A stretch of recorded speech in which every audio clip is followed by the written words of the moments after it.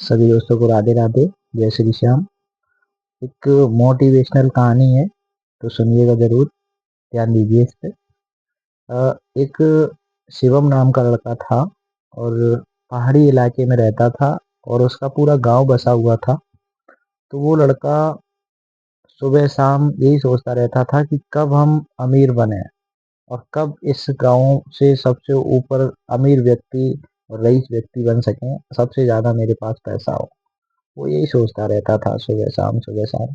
और उसके पापा जो थे वो काम करते थे, खेती किसानी करते थे और तो कुछ था नहीं पहाड़ी इलाके में, तो उससे उनका घर का गुजारा खर्चा पानी चलता था।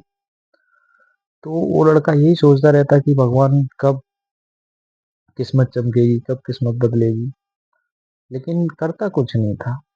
उसके पिताजी आए, उन्होंने कहा कि बेटा कुछ काम कर लो, कुछ काम वाम देख लो, ऐसे बैठे रहते हो, ऐसी जिंदगी नहीं चलेगी। अभी मैं जिंदा हूँ तो मैं कर रहा हूँ, मेरे न रहने के बाद बहुत दिक्कत आएगी। उसने बोला पिताजी जब किस्मत में होना होगा तभी हो जाएगा, हमारे करने से कुछ नहीं होगा। बस ये कह के बात टाल दी। साल 2 साल 3 साल इंतजार कर रहा है कि बस किस्मत चमके, कहीं से पैसा आए और रईस बन जाए। तो भाई ऐसे पैसा आने वाला नहीं है। अगर पैसा चाहिए तो उसके लिए कर्म करना पड़ेगा, मेहनत करनी पड़ेगी, तब जाके रईस बनोगे। यदि बिना कुछ किए अगर रईस बन जाते तो सारे लोग ही रईस होते हैं। तो उस लड़के को 4-5 साल हो गए यही इंतजार करते करते कि कब समय बदलेगा, कब किस्मत चमकेगी और कब हम अमीर बनेंगे। एक बार एक गुरुजी निकले और ये शिवम पत्थर की चट्टान पर बड़ा उदास बैठा हुआ था, सुबह का टाइम था। तो गुरुजी ने देखा ये बालक तो बहुत अच्छा है लेकिन इतना उदास क्यों है। तो उन्होंने पूछा बेटा क्या कारण है। तो उसने बताया कि गुरुजी हम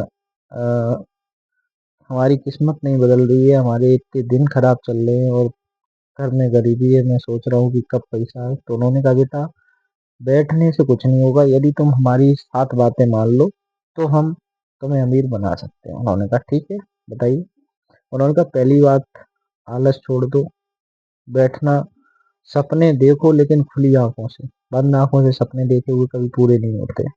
पहला प्रश्न। दूसरा, तुम बैठना और फालतू सोचना बंद कर दो, काम करना स्टार्ट कर दो। तीसरा, ये पत्थर यहाँ पड़े हैं, ये यहाँ से 100 पत्थर पर डे उस पहाड़ पे पहुंचाओ, ये तुम्हारा काम है। यदि तुम्हें आगे बढ़ना है तो जो मैं कहूँ वो मानना पड़ेगा।